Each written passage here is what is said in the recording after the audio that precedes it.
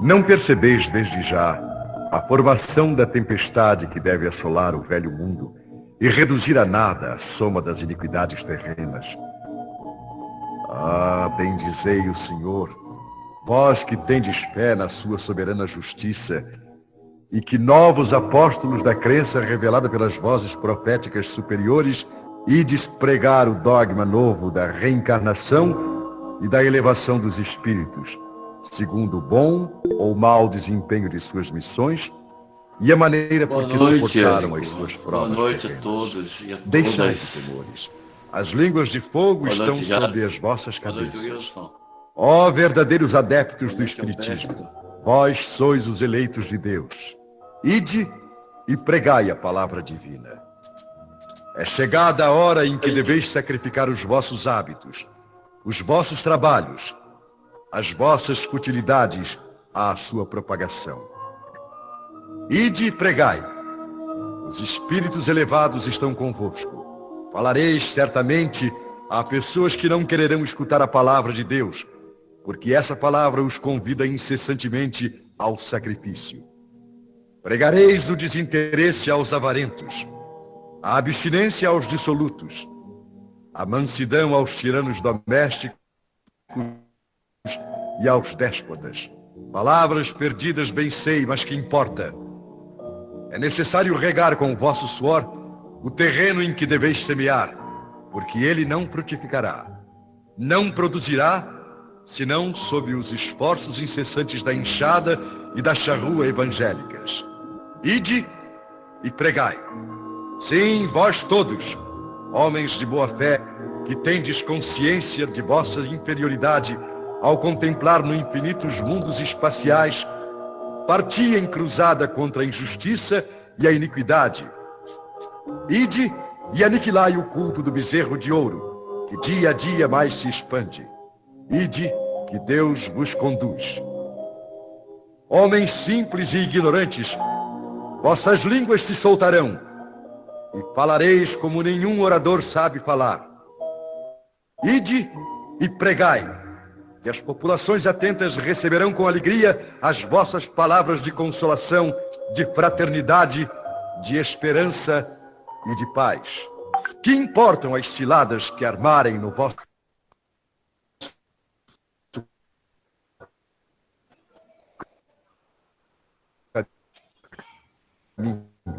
os lobos caem nas armadilhas lobos.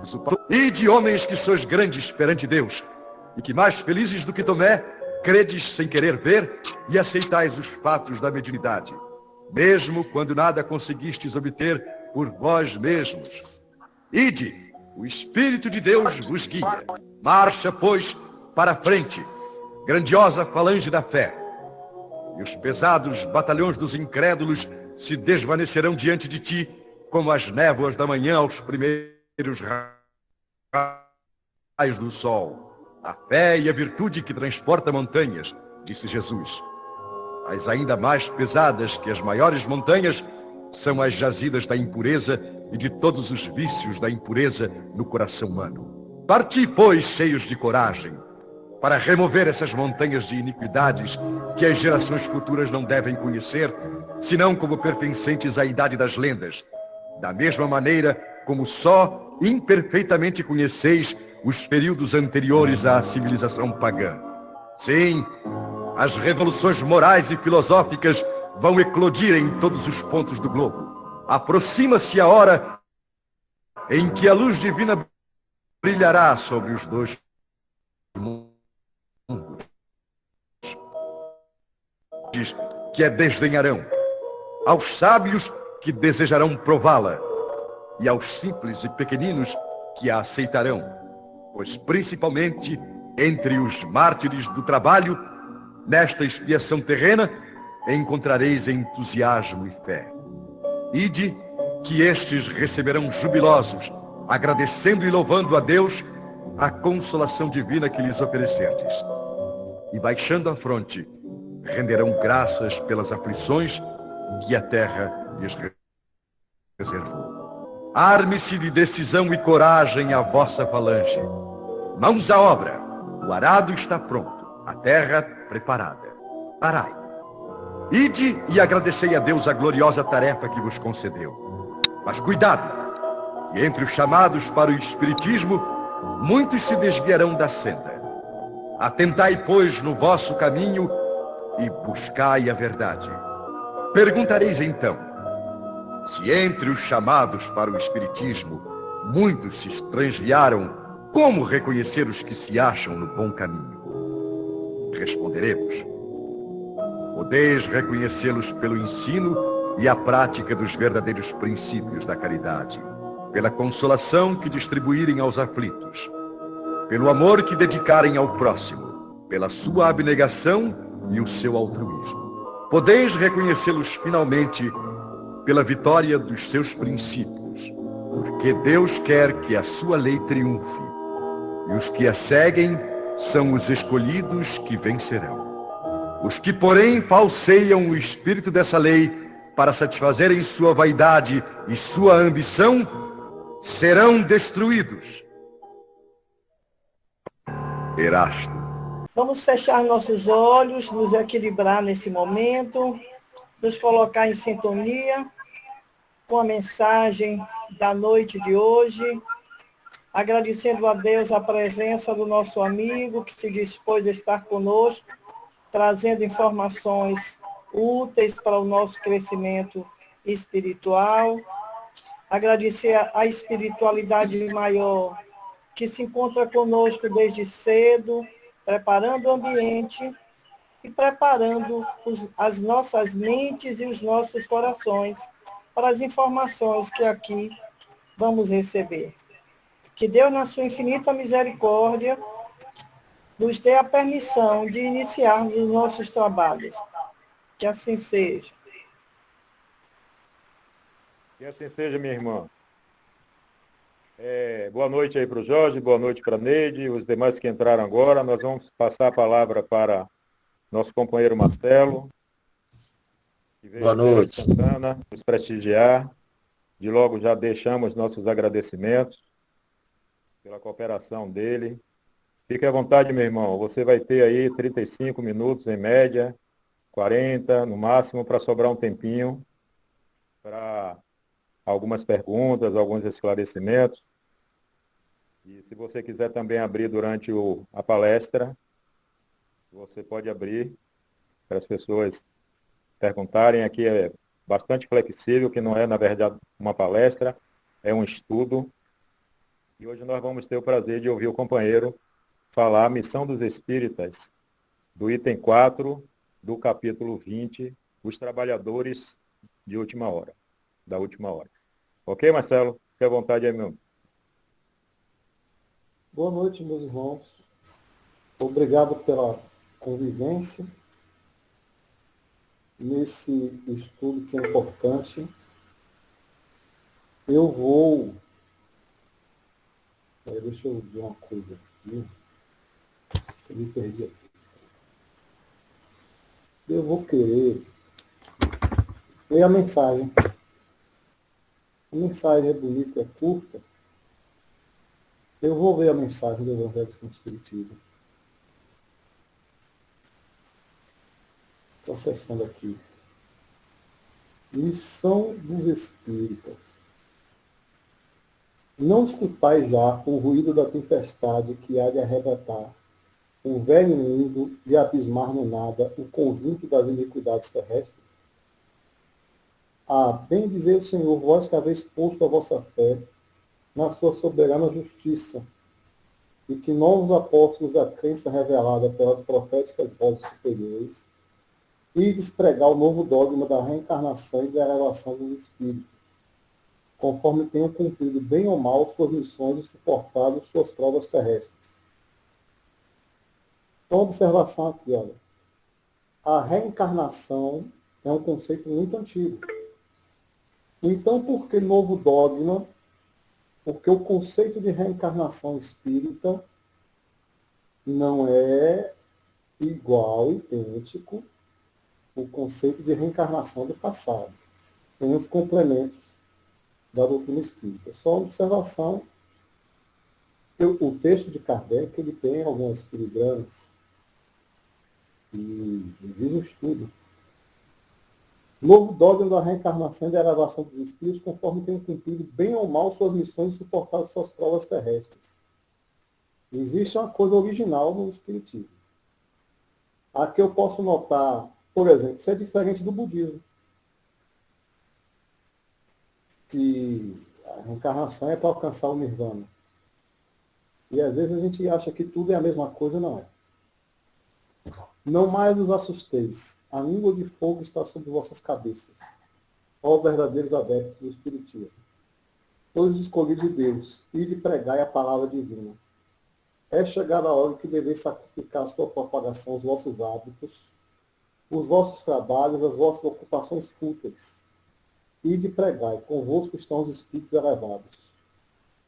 Certamente falareis a criatura que não quererão escutar a voz de Deus, porque essa voz exorta incessantemente a abnegação. Muita gente se afasta do Espiritismo por causa disso. Sobretudo, aqueles que deviam ser os maiores divulgadores, porque em outras religiões eles encontram um campo para o seu exercício da sua oratória, da sua liderança religiosa, com recompensas temporais. O Espiritismo não dá.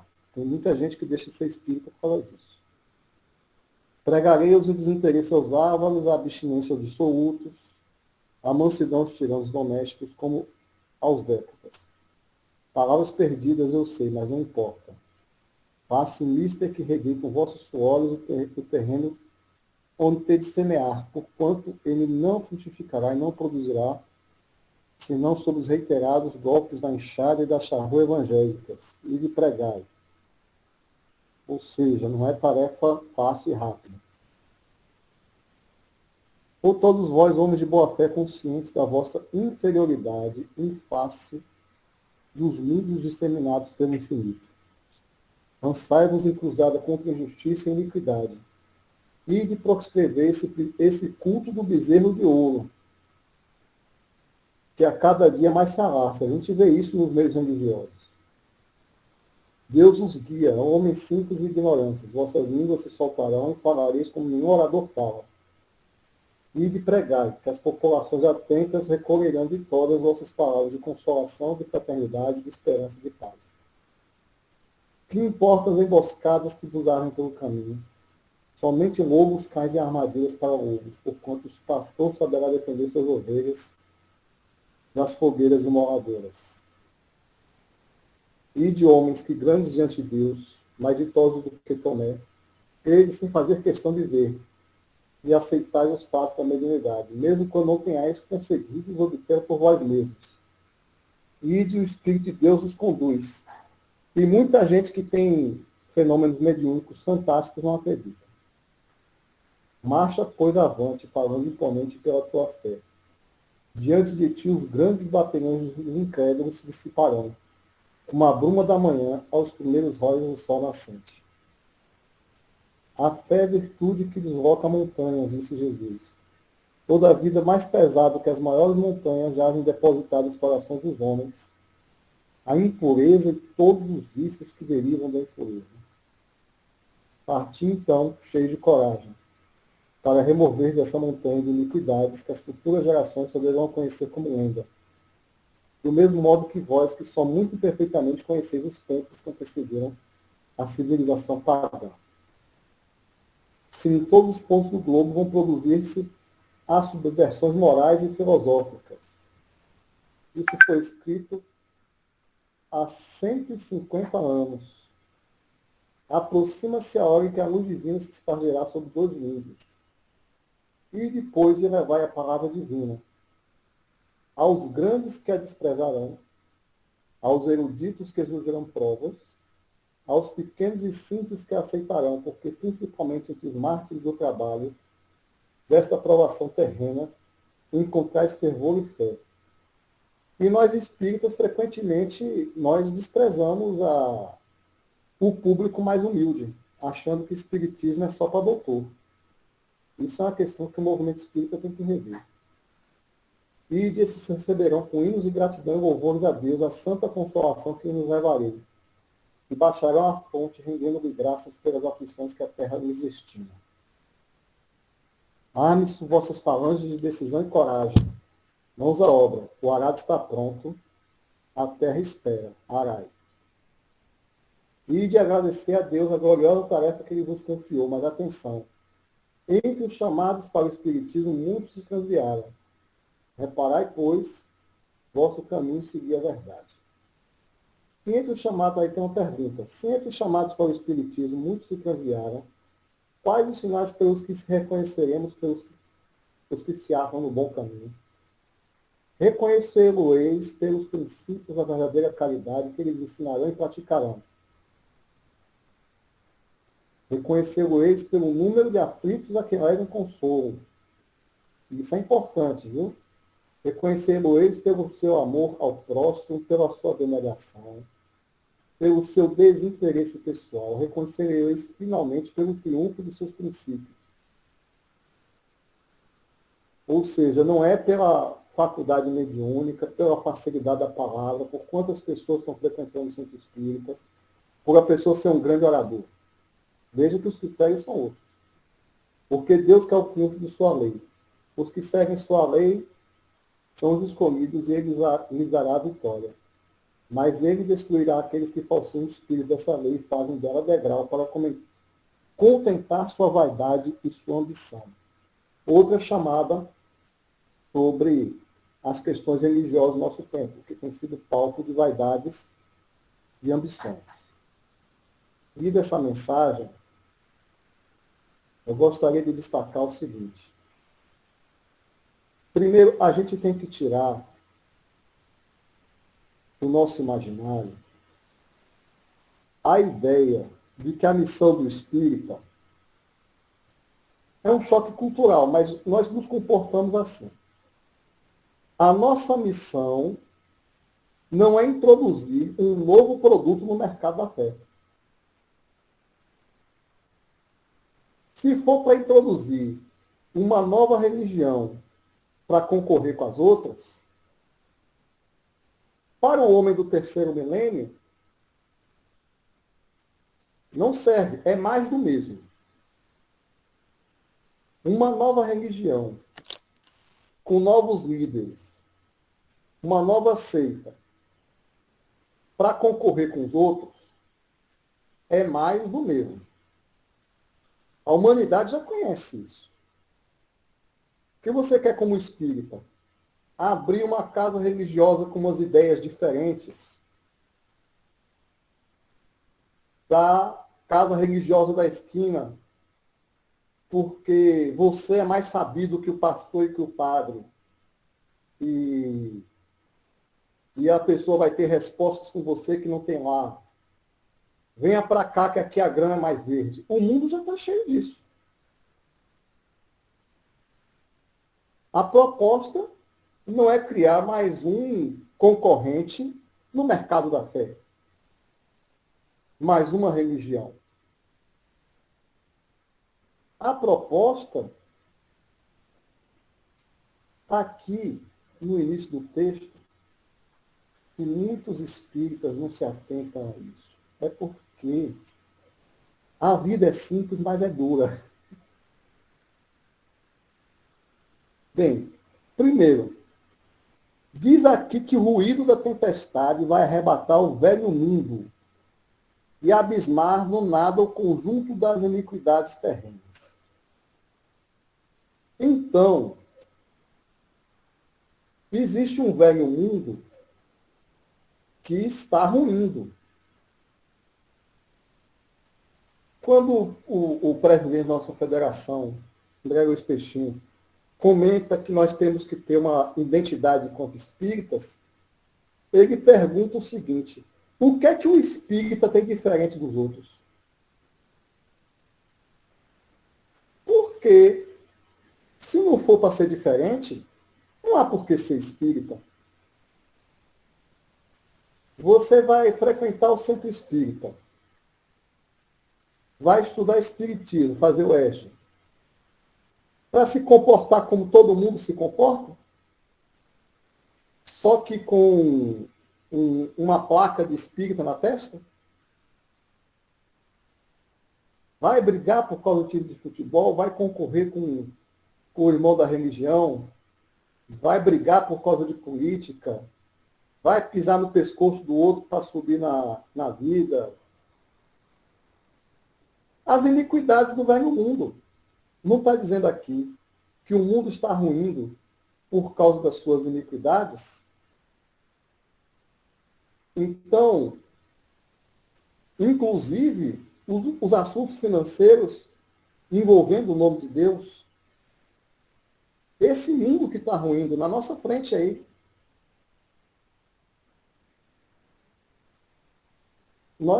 Muitas vezes as pessoas sofrem normoses, né? Elas querem ser normais.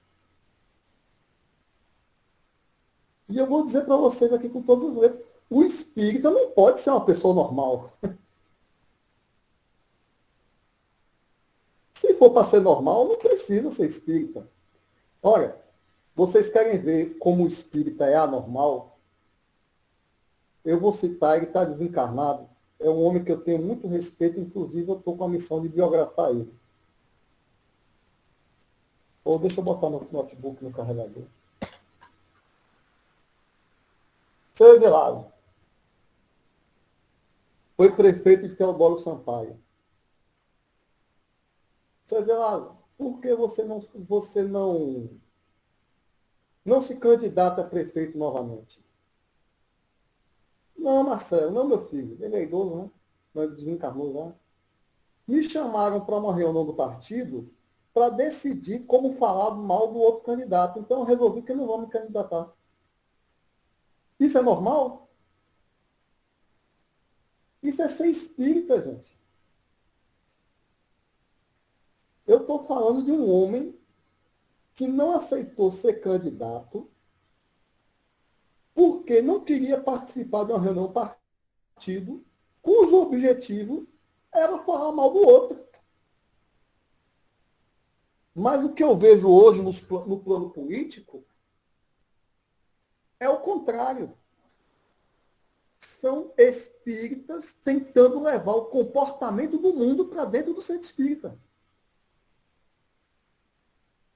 São espíritas tentando levar a política partidária em criar espíritas de esquerda e de direita.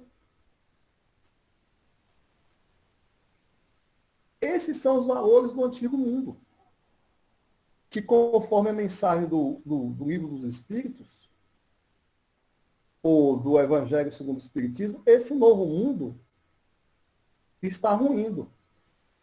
Tem aqui na mensagem também que nossas vozes proféticas irão pregar o novo dogma da reencarnação e da elevação dos espíritos, olha só, e despregar o novo dogma da reencarnação dos espíritos, conforme tenham cumprido bem ou mal suas missões e suportado suas provas terrestres.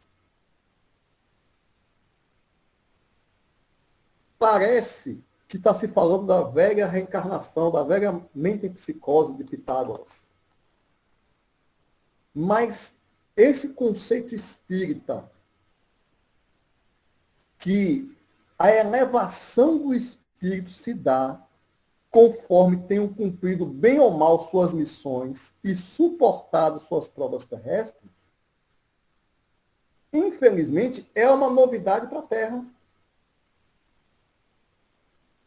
O que nós vemos em até outras vertentes reencarnacionistas é que as pessoas querem se elevar espiritualmente. Tudo bem, meditação é bom, eu medito.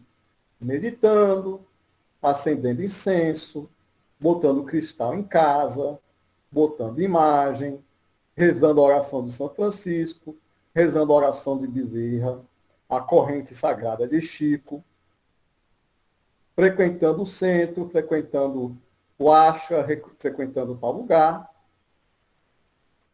No mercado da fé, o que se propõe aí, se vocês percorrerem a internet, o que se propõe são uma série de receitas de elevação espiritual. Porque orando assim, meditando de outro jeito, vestindo branco tal dia, e até mesmo nós espíritas caímos nessa cultura, né? Não, eu vou me elevar espiritualmente. Então, eu vou frequentar o centro, vou tomar passe e vou me elevar espiritualmente.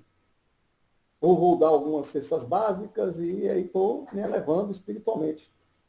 E o Evangelho, segundo o Espiritismo, traz a reencarnação sob outro prisma. A elevação dos espíritos, conforme tenham cumprido, bem ou mal, suas missões e suportado suas provas terrestres. Isso é a elevação através do testemunho. Isso não é mais do que o cristianismo redivivo. Que você só se eleva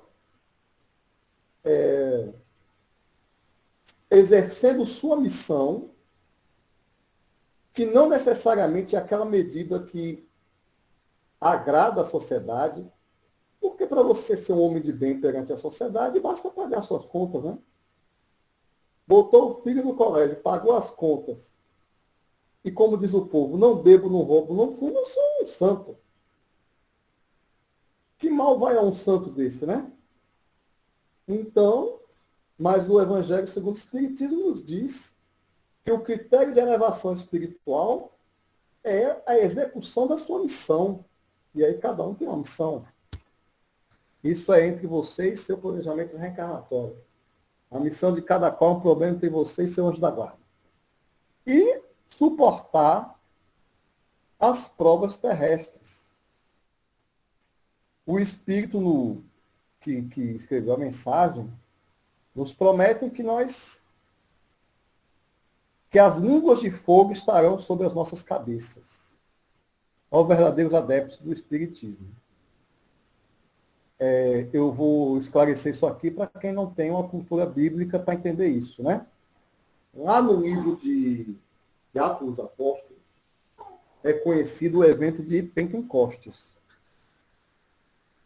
No evento de Pentecostes, o Pentecostes é uma festa judaica, se não me engano, 50 dias depois da Páscoa, e os apóstolos estavam na praça pregando para várias pessoas, e o livro de Atos dos Apóstolos nos diz que desceram como línguas de fogo e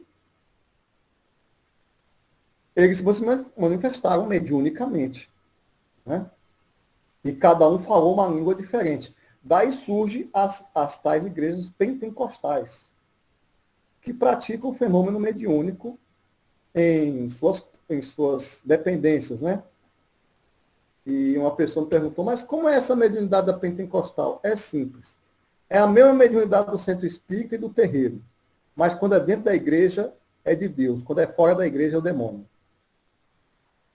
Então, os espíritos estão aqui nos alertando o seguinte: os verdadeiros adeptos do espiritismo não devem se assustar porque nós temos assistência espiritual. Os espíritos estão prometendo que as línguas de fogo, que são os espíritos do Senhor, estarão sobre nossas cabeças. Na Gênesis segundo o Espiritismo, tem a questão da providência divina. Então, você quer fazer espiritismo sem espíritos? Ou, frequentemente, você quer fazer espiritismo até onde as suas forças aguentam? Ou até onde a sua capacidade dá? Ou até onde você visualiza que vai? E os espíritos?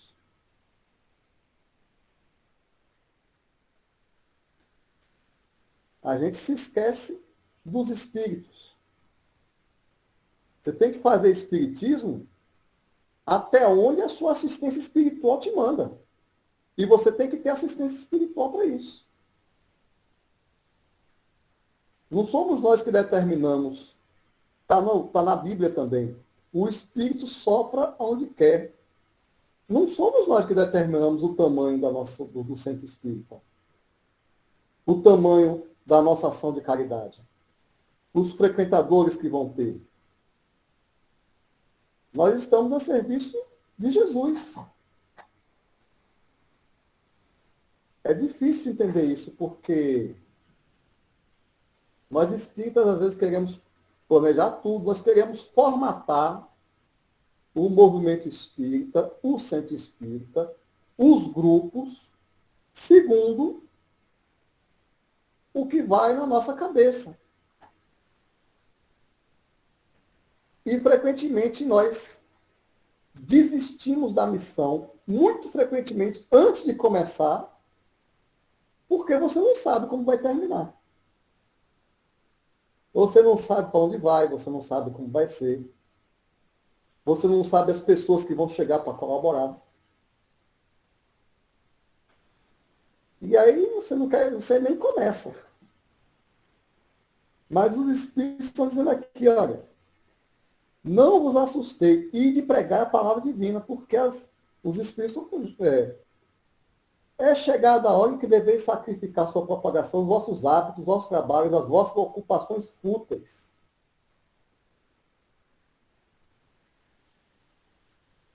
Frequentemente, o espírita, ele dá, tempo é uma questão de prioridade, ele prioriza muita coisa boba sobre as obrigações do mundo. Tem todo um estudo no Evangelho sobre estar no mundo e sobre pertencer ao mundo. Nós não pertencemos ao mundo. Se a Terra é um planeta de provas e expiações, e nós somos trabalhadores do plano da regeneração, sinto me informar, meus irmãos, nós não pertencemos a esse planeta. Por isso, perder tempo jogando conversa fora no bar, acredito que não está na nossa programação, por mais antipático que ele possa parecer.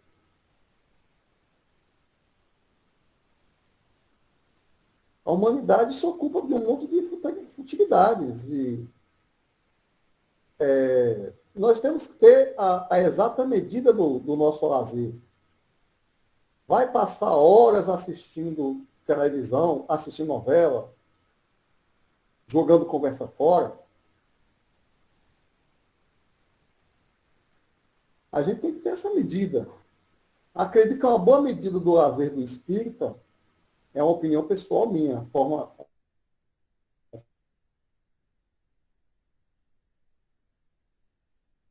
as coisas, amigos para passear, dar atenção à esposa, mas sair em bloco de carnaval durante 3 dias e deixar o mundo sofredor chorando pelos cantos é uma coisa para repensar.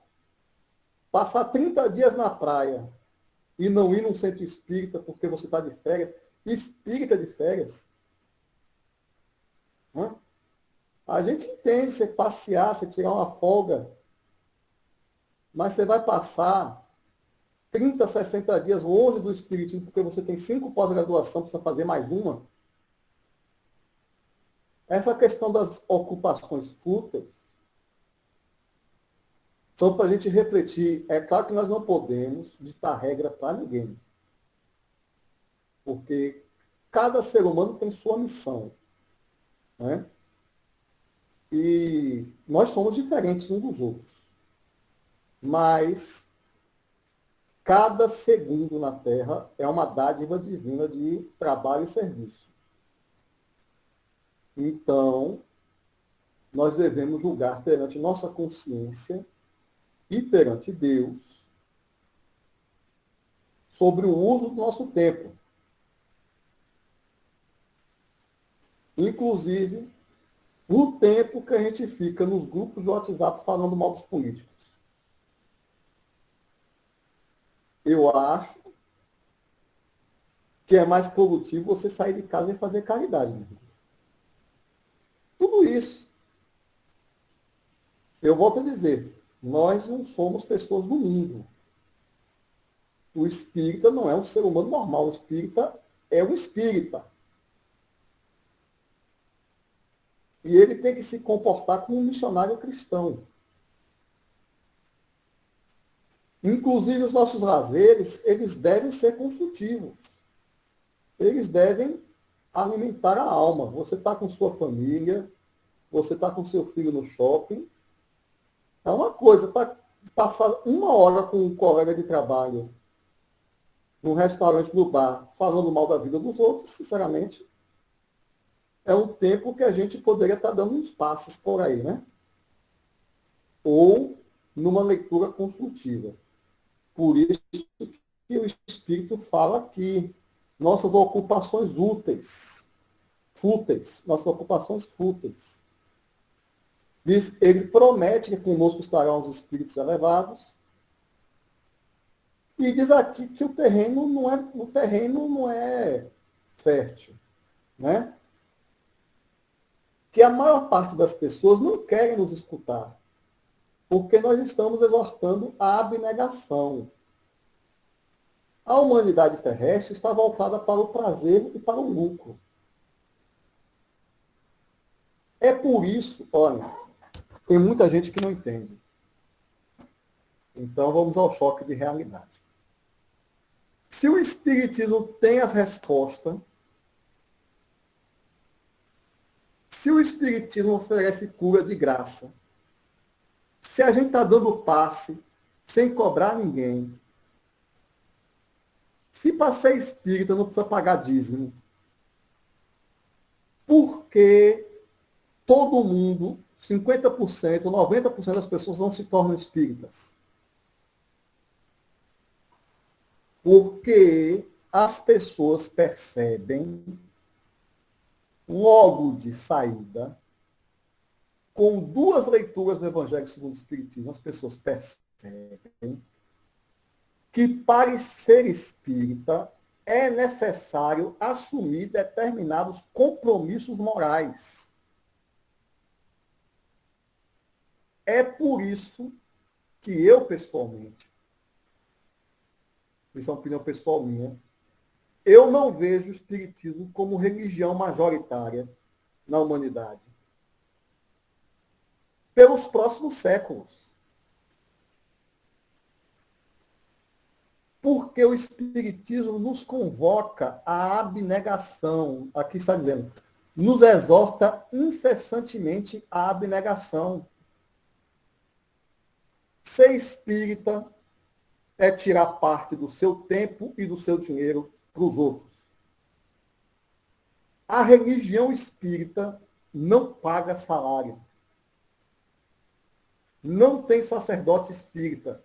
Eu disse no início, frequentemente quem tem o mínimo poder de oratória, o mínimo poder de domínio do público e a mínima inteligência, opta por uma religião que possa ganhar dinheiro. Porque no centro, inclusive, eu vi vários médiums deixando centros espíritas por causa disso. Para ser médium num lugar onde ele possa ganhar dinheiro. O espírita não pode ter vícios como... Aliás, nós temos vícios, mas os padrões morais da doutrina são elevados. O espírita não pode nem sair falando mal dos outros. E a sociedade sabe disso. Eu soube, outro dia, fiquei até espantado, faz alguns anos que eu soube disso. Eu não sei se vocês sabem. A sociedade espera do espírita um comportamento diferenciado. Tem coisas que as pessoas não esperam de um espírita. Tem determinados comportamentos, por exemplo, pessoas já detectaram que eu sou espírita porque eu sou calmo. Eu sou calmo não porque eu sou um espírito superior, nem porque eu sou espírita, porque eu acho que o nervoso só faz piorar a situação. Então, até se um assaltante me apontar uma arma, é por filosofia, eu digo, calma, meu irmão, vamos negociar, porque se eu ficar desesperado, já era, né? Então, não é porque... Aí as pessoas, você é calminho, você é espírita, né? Por isso que nós estamos pregando para ouvidos moucos. Sabe o que acontece frequentemente? A pessoa, na hora da dor, procura o centro espírita e não se torna espírita. Porque para tirar o obsessor, depois que o obsessor foi embora, e você deu o passe, deu descarrego nela, esse negócio de abnegação, perdão e caridade, pelo amor de Deus, né? Então, ninguém está pronto para isso, né? O negócio é xingar o vizinho, passar por cima do concorrente. Imagine se eu vou me furtar ao prazer de fazer gozação com um colega que o time de futebol dele desceu para a segunda divisão. Né? Imagine um negócio dele. Imagine se quando o meu candidato perder a eleição, eu vou deixar de buzinar na porta do Jacu baleado. Né? Imagine se quando minha sogra falar mal de mim, eu vou simplesmente baixar a cabeça, ficar calado e procurar conquistar. Por isso que nós estamos pregando, o Espírito ele relata aqui, que nós pregaremos o desinteresse aos ávaros, a abstinência dos dissolutos, a mansidão aos tiranos. Então, a tarefa não é fácil. Ou seja, a semeadura é nossa, mas a colheita é de Jesus. E, sobretudo, no final, ele relata aqui as qualidades que faz reconhecer o verdadeiro espírita. Reconhecer-o-eis pelos princípios da verdadeira caridade, que eles ensinarão e praticarão. Eu tenho uma amiga, quando ela me chama para falar no centro, eu digo a ela assim, olha, minha filha, tu pode me chamar 10 vezes que eu vou, falar de Jesus é fácil. Eu sou capaz de passar o dia inteiro falando de Jesus. Eu li os 5 livros da codificação, eu tenho assunto. Gente, para falar de Jesus, para falar de amor, de caridade, nossa, posso falar todo dia. Todo mundo fala todo dia. Para dar aula de espiritismo, tem dezenas de doutores na internet. Nos centros espíritas. Está cheio de orador, está cheio de palestrante.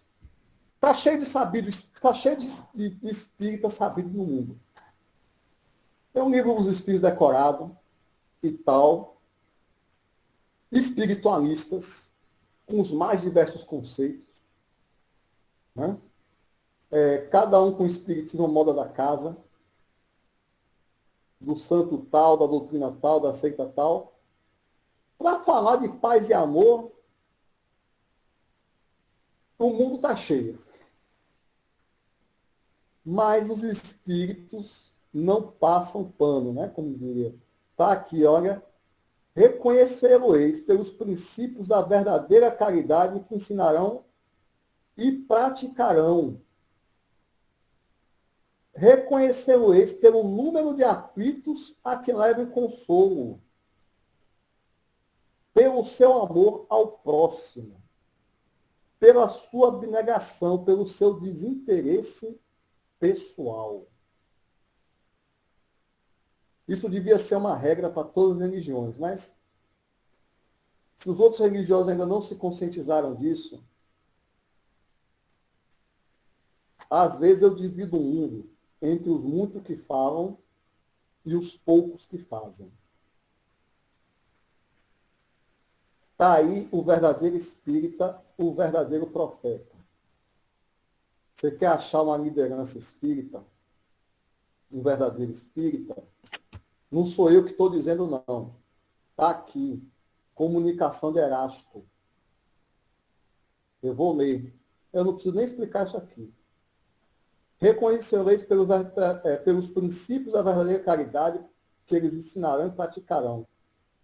Pelo número de aflitos a que levem consolo. Pelo seu amor ao próximo. Pela sua abnegação.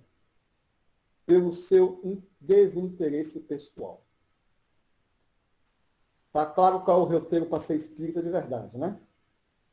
Eu acho que, diante do tempo, essas fortes palavras do Espírito Erasto são autoexplicativas.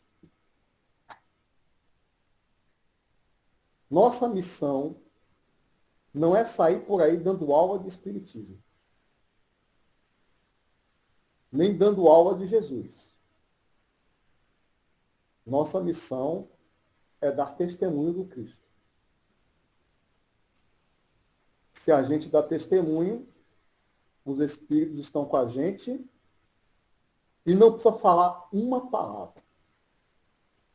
É claro que nós vamos continuar falando do Espiritismo. Quantas vezes vocês me chamarem para falar do Espiritismo, para ler um texto bonito deste, eu estou aqui, eu estarei 10 vezes aqui para comentar o Evangelho segundo o Espiritismo todinho. Eu só rogo a Jesus, todos os dias, que me auxilie nos meus vícios e nas minhas imperfeições morais, para que eu um dia me torne um espírita de verdade e possa ser reconhecido pelas marcas que o Espírito Erasto está colocando aí. É tudo o que eu peço a Jesus todos os dias.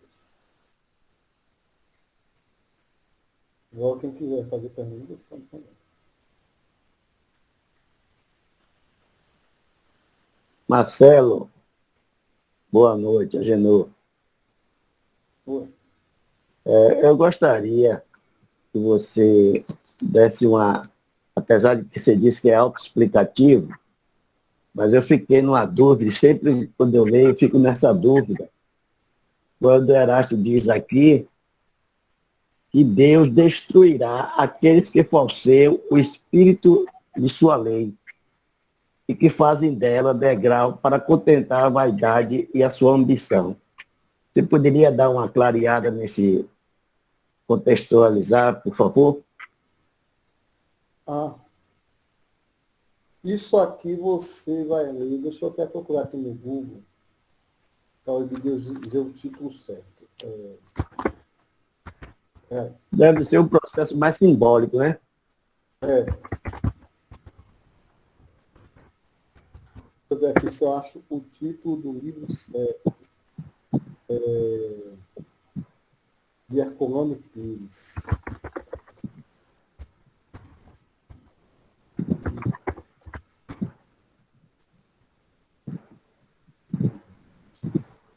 Nessa pegada aí, eu até achei. Peraí. Porque o título dele resume isso aí que está dizendo. Deixa eu lembrar. Estou com o Google aqui. Pronto, achei. A agonia das religiões. Entendeu? Agonia das religiões. E de Herculano Pires. E tem outros livros sobre esse assunto. Ou seja, o velho mundo está desmoronando. O mundo racionalista e os jovens que não admitem a hipocrisia de hoje, a gente vê qual é a crise da transição planetária. A crise da transição planetária é que as instituições que mantêm a humanidade estão desmoronando uma por uma. Os poderosos estão caindo. E as religiões estão falindo. Estão abaladas nos seus alicerces. Então, sobretudo com a transição planetária, vai cair todo mundo. E está caindo. Está caindo na nossa frente, está acontecendo na nossa frente. Escândalos. Eu poderia falar de escândalos financeiros, escândalos sexuais. Esse pessoal está se autodestruindo na nossa frente todos os dias. E vai piorar. Porque essas estruturas do velho mundo não são mais comportadas pelo novo mundo. Porque o novo mundo é de pessoas instruídas, de pessoas informadas, sobretudo de pessoas sinceras. Então, as estruturas de poder instaladas em nome de Deus, baseadas na hipocrisia e na mentira, vão todas ser destruídas. Né? Aqui diz que Deus vai vir e tal, e na verdade é o próprio homem que as próprias pessoas se autodestroem, né? Infelizmente, nós estamos assistindo esse espetáculo hoje, na nossa frente. Nós estamos vendo o velho mundo se destruindo. E como o novo mundo não surgiu ainda, as pessoas ficam desesperadas e confusas, porque os valores que devem nortear a nossa organização social de agora para diante não podem ser mais o valor do dinheiro e do poder e da força. Esse processo já começou na época de Carreira. É isso que o Espírito quis dizer. Vide um livro Agonia das Religiões, de Herculano Pires. Marcelo, é Alberto. Boa noite, Oi. meu querido. Boa noite. Ô, Marcelo, será que existe algum perigo do espiritismo virar uma doutrina da moda? Eu vou... Doutrina da moda já é, viu? O espiritismo já é a doutrina da moda. Dessa moda que ele quer se referir, né? É o modismo. Ela vai ser universalizada, vai ser para quase todo mundo. Agora, eu entendo assim, às vezes a gente procura a moda e ela geralmente ela é passageira, né? É periódica. Será que tem algum perigo assim do espiritismo ela virar uma doutrina da moda, onde as pessoas se utilizem dela só para poder se beneficiar, tirar vantagem? foi o primeiro momento que surgiu as mesas girantes, modismo. Só que Kardec apareceu com a inteligência dele e botou ela para frente. Porque se ele não aparecesse, nós ficaríamos no salão só para ver reuniões frívolas. Modismo. É o meu modo de pensar. Marcelo, que conclua, por favor. Desculpe interromper, Marcelo. Isso está acontecendo, né? Inclusive, pessoas que não são comprometidas com os princípios espíritas estão se dizendo espíritas, estão ganhando dinheiro com o espiritismo. Porque em determinados meios, sobretudo nos meios mais cultos, é chique ser espírita. A gente vê, gente, tem muito livro dito espírita, muita psicografia. Olha, o mercado editorial espírita já é uma realidade. Tem muito livro espírita, entre aspas, no mercado, cuja única função é dar dinheiro para os seus escritores. O espiritismo é a doutrina da moda. O espiritismo no Brasil é a doutrina que mais se expande entre as pessoas mais cultas, que mais vende livro. Já tem gente, inclusive determinados médiuns, eu não vou citar nomes, tem obras mediúnicas no nosso meio que é só para arrecadar dinheiro.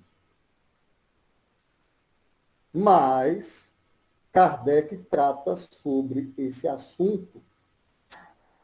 O bom do computador é porque eu posso pesquisar. E como eu não sou metido, aliás, não muito, né? Então, eu vou pescar mesmo, eu vou lhe dar, para dar a fonte certinha. Eu vou dar a fonte certinha. Kardec conversava sobre isso que vocês estão falando. Obras póstumas do Cismas.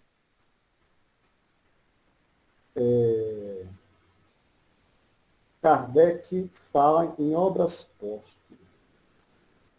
Na Revista Espírita também de 1868.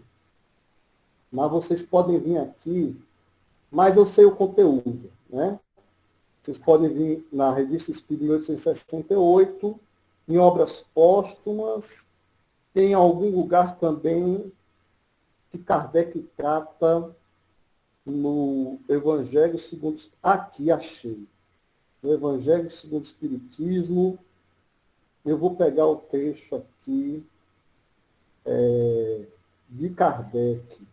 Já que eu posso pescar, vamos pescar. A tecnologia é uma coisa maravilhosa.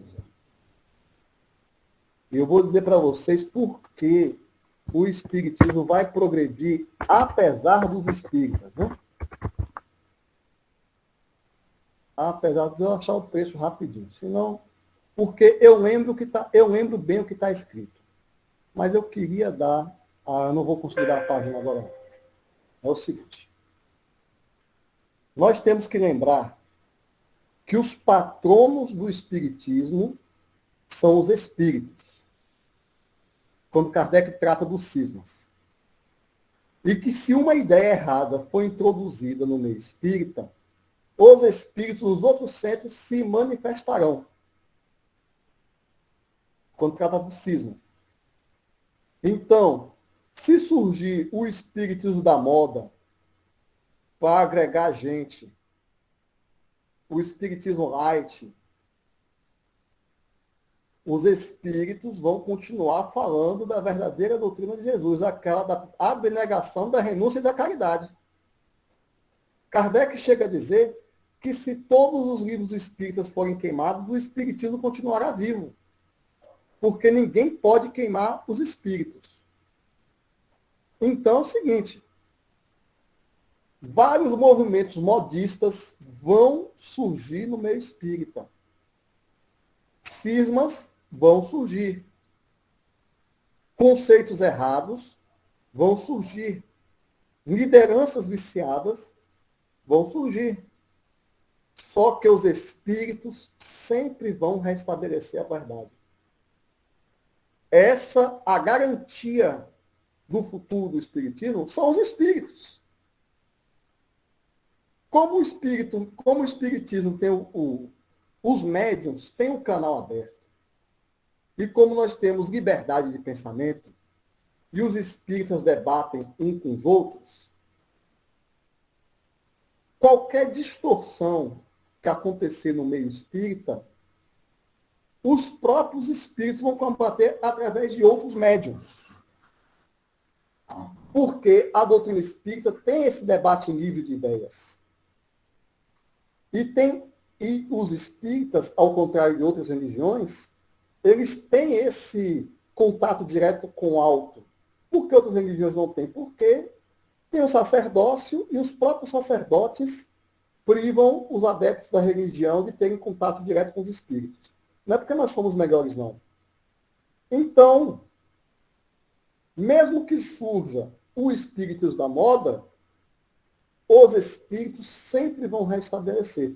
E como a tendência da humanidade é o progresso, e a tendência da humanidade é que os espíritos se tornem cada vez mais inteligentes e moralizados, como diria Allan Kardec, também outro texto aqui que eu não lembro agora, mas eu sei, chegará o dia em que o espiritismo será conceito comum. Nós poderíamos até, hipoteticamente, prever a morte do espiritismo por falta de utilidade, porque quando todo mundo se enxergar enquanto espírito, todo mundo entender a reencarnação, todo mundo entender a lei do amor, talvez o espiritismo não seja nem mais necessário na Terra. Talvez seja tão claro como o sol que está no céu. E Kardec diz que a tendência é essa. Né?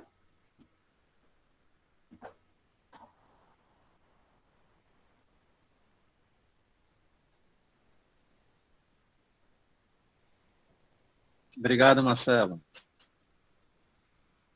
Mais alguém aí gostaria de esclarecimento?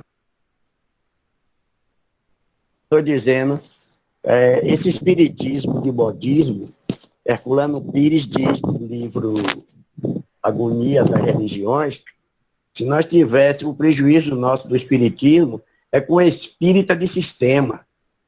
Então, o prejuízo maior que a gente ia ter é esse, né, Marcelo? Porque esses espíritas, eles apresentam e conservando as suas ideias, mas só que o espiritismo é progressista e vai renovar de acordo com as descobertas que surgirão.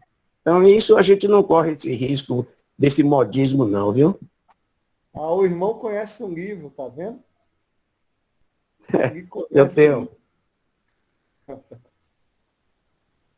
É essa tese aí.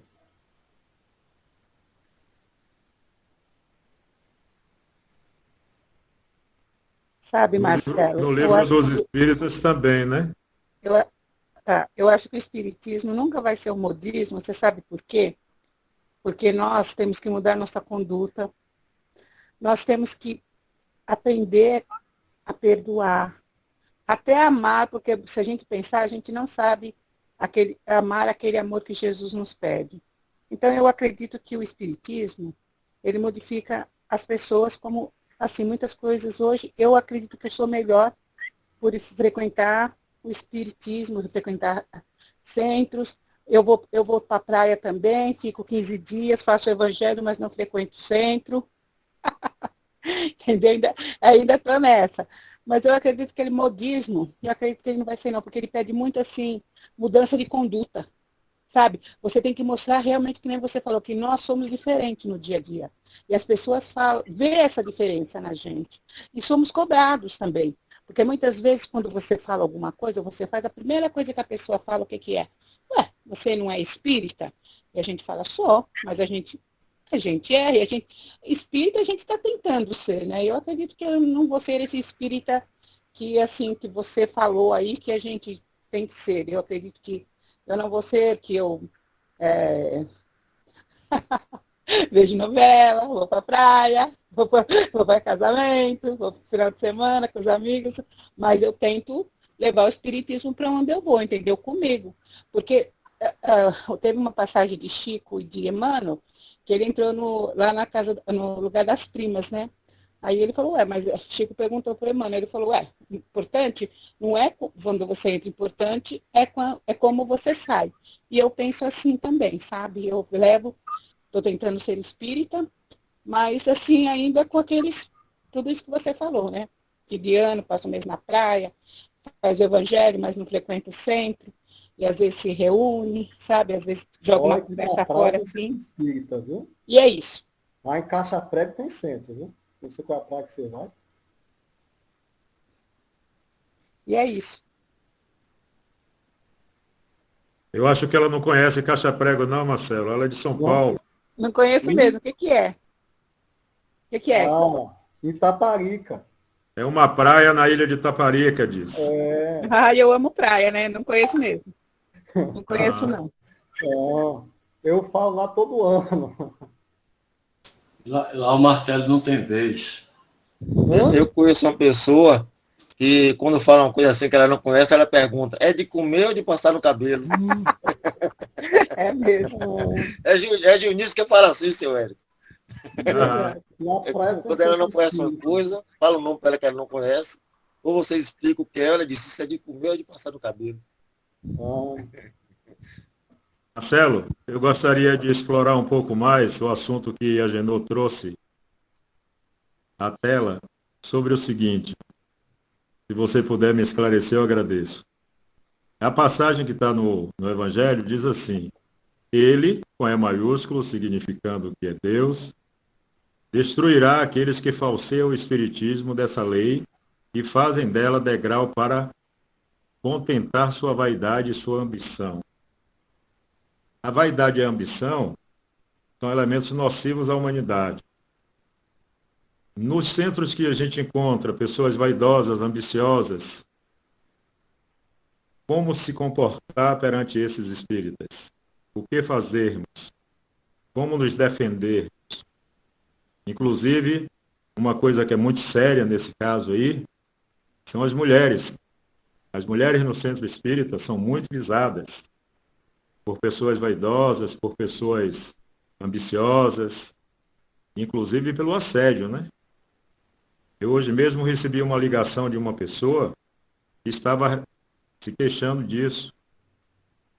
E aí eu fiquei preocupado, de poxa, por que nossos centros espíritas, dentro dos centros ainda existem espíritas com essas vaidades, com esses desvios de comportamento?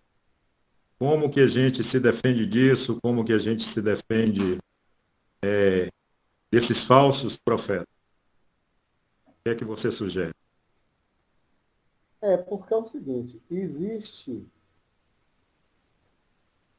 no meio espírita, porque nós conseguimos eliminar quase completamente do meio espírita a expectativa financeira, né? Porque realmente nós, profilaticamente, nós preventivamente, doutrinariamente, nós não damos dinheiro a ninguém, via de regra, né? Então, nós eliminamos quase completamente no nosso meio essa questão de ambição financeira. Ainda que algumas pessoas adentrem nosso meio e ainda consigam dar golpes nesse sentido, né? Ainda, né, nós não estamos isentos disso, mas os espíritas não aceitam pagar salário para ninguém. Então, qual é a moeda mundana que transita grandemente entre nós? É a vaidade. Esse valor mundano ainda transita entre nós com facilidade, porque nós somos assim. O que é isso? Você vê que eleição de determinados cargos espíritas é disputada a ferro e a fogo. Às vezes dá até questão na justiça decidindo quem é que vai presidir o centro. Os cargos. A questão mediúnica. Um dos maiores desafios para a vaidade é a mediunidade, né? O centro espírita tem o tal do médium principal. E aí, meu amigo, tudo que vier por esse médium é a verdade e a vida. Ou determinadas posturas de determinados dirigentes. Olha, o Evangelho segundo o Espiritismo nos esclarece que os maiores vícios da humanidade são o orgulho e o egoísmo. Então, você acreditar que os frequentadores espíritas, que os dirigentes espíritas estão isentos de orgulho e de egoísmo, não condiz com a realidade. A única ilusão pior do que essa é você acreditar que você está isento de orgulho e de egoísmo. Essa seria uma ilusão pior ainda, né? Então, logicamente, nós vamos ver nos centros espíritas certas situações que são simplesmente a fogueira das vaidades. O tempo todo. Porque nós somos humanos, né? É impossível você entrar num centro com 20, 30, 40 pessoas e você não tem nenhum conflito por causa de vaidade. Por causa de orgulho ferido. Talvez se você deva se avaliar se é possível você ter passado a vida toda sem nunca ter sentido o seu orgulho ferido.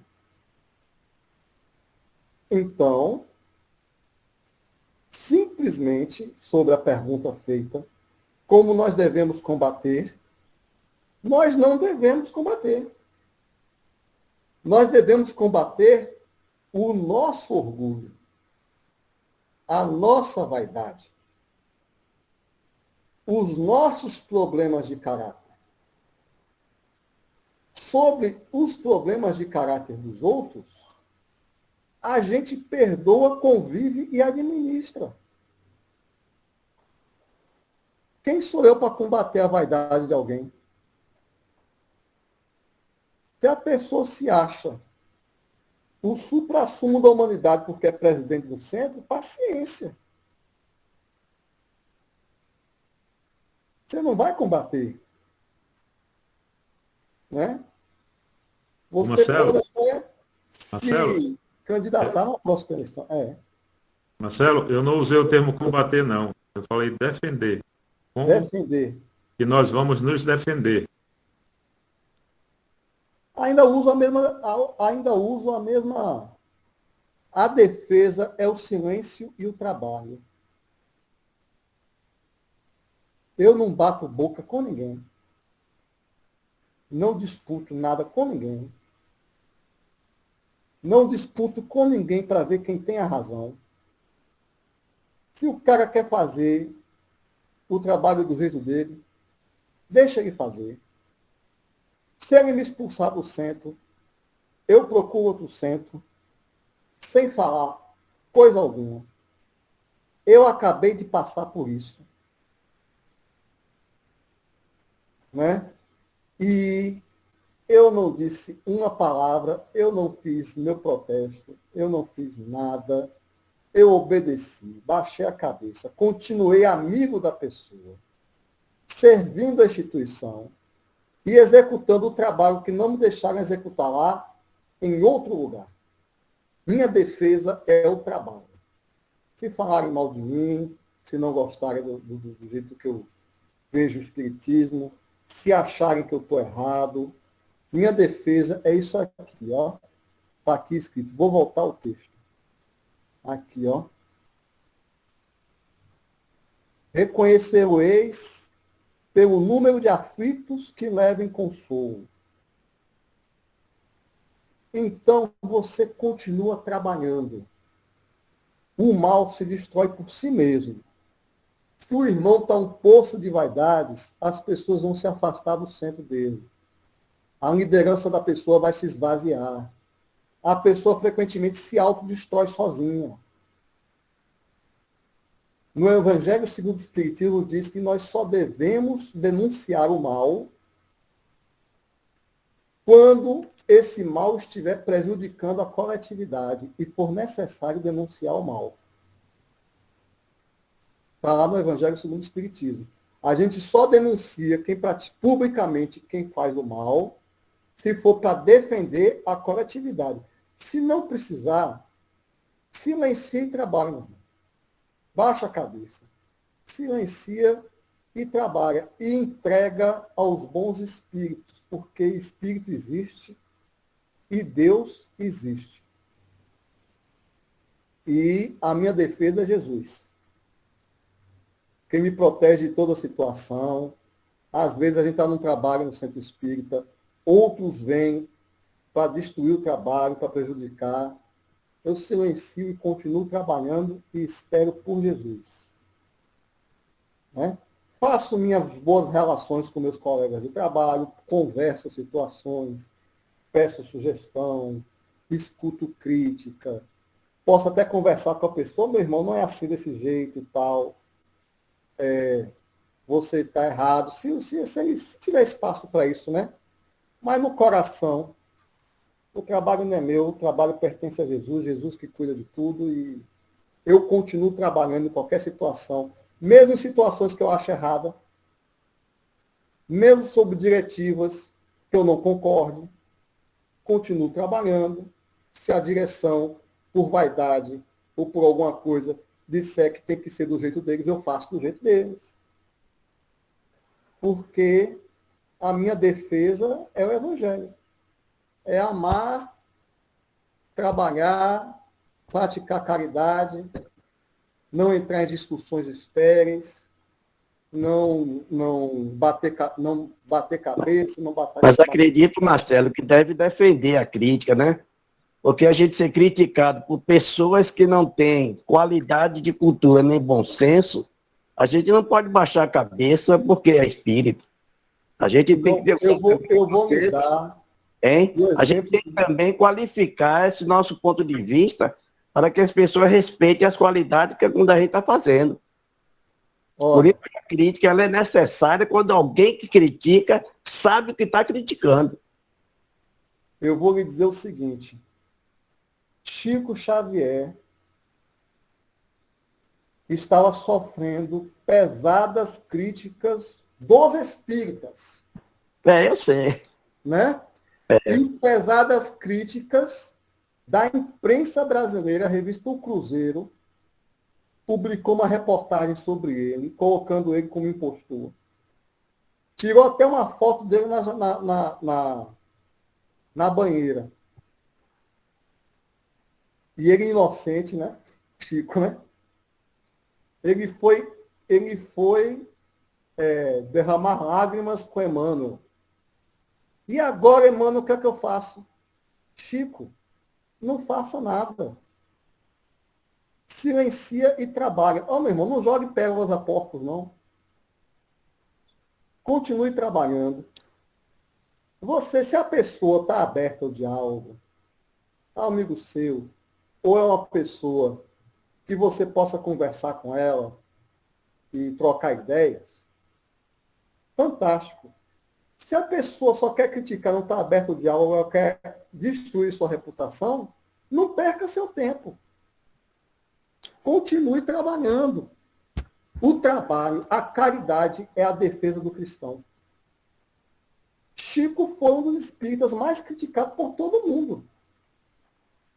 E Emmanuel disse, Chico, silencia e trabalha. Então, essa é a minha filosofia. Se eu ouvir uma crítica de um irmão meu que está querendo chamar atenção, um erro meu, se eu for participar de um debate intelectual qualificado, uma discussão de estudos, eu vou responder, eu vou redarguir, eu vou fazer acontecer. Agora, contra pessoas que querem destruir, eu sinceramente, eu não vou perder meu tempo. Vai. Agora você fez uma comparação que você colocou Chico. Chico é um bom espírito. E aqui é a missão do espírita, que somos ainda nós nessa caminhada. Então, Chico não vale não, viu? Pegou pesado. Não valeu essa, para mim não valeu não. Não valeu, a condição de Chico não é a de Agenor, de Marcelo talvez, e a de um dos demais. Se então, Chico não vale, e quando eu começar a citar Jesus... Referência, modelo. Referência, modelo como Jesus, mas precisamos caminhar muito para exercer, porque nós estamos mais perto do início do que chegar perto de Chico, viu, velho? Pronto. Sei lá.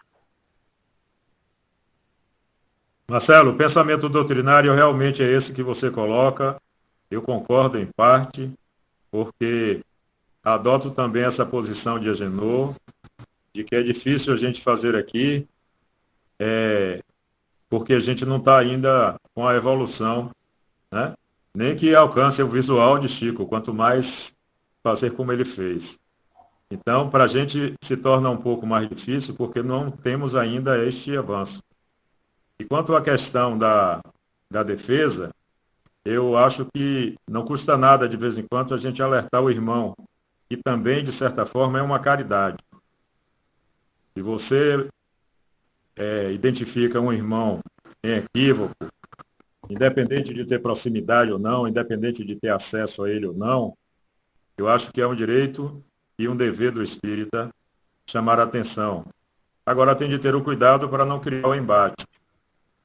Então, de repente, as pessoas podem se aborrecer e criar um embate maior, aí não vale a pena. Mas se for a título de despertar, eu acho que a gente teria essa tarefa como espírita. E a pessoa tem o direito de aceitar ou rejeitar, né? Exatamente. Pode tentar lhe convencer a que não está errado, aí é a hora de você parar. Deixa ele seguir. Aí é a hora de não ter mais diálogo, porque exatamente, ela também tem o caminho dela, tem o discernimento dela. A gente aí vai aplicar a parábola do a cada um segundo as suas obras, né? Se ele prefere assim, siga em frente. Mas se eu puder ajudar, dar uma puxadinha para ele sair da lama, eu acho que é interessante pensar também nesse Agora me pareceu, Érico, que você colocou dentro dessa pergunta para Marcelo, alguma coisa ou eu vi mal a respeito de assédio? Porque está na vaidade também, o assédio, a vaidade é que traz a pessoa a se deslumbrar, né? E Marcelo respondeu até dentro de um viés interessante, né? Que pelo menos como eu entendi, que a moeda de troca no espiritismo não é o dinheiro. Então teria de ter uma outra via.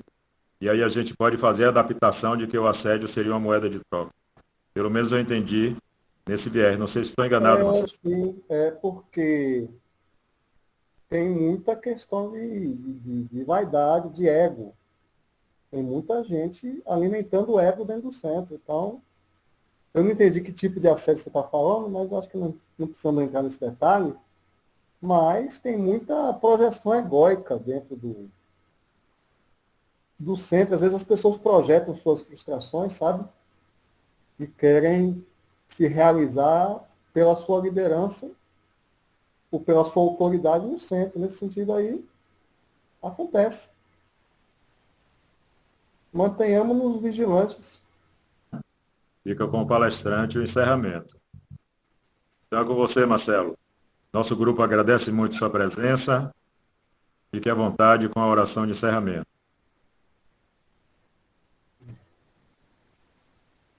Nós vamos pedir a Jesus, nos bons espíritos que norteiam a nossa missão na Terra, conforme trabalhadores da última hora, os divulgadores e defensores das realidades eternas, no momento evolutivo em que se encontra a humanidade hoje. Que os nossos espíritos protetores consigam nos incentivar a estar à altura das nossas responsabilidades. E que a luz do Divino Mestre nos oriente em direção ao amor e à caridade. Assim seja.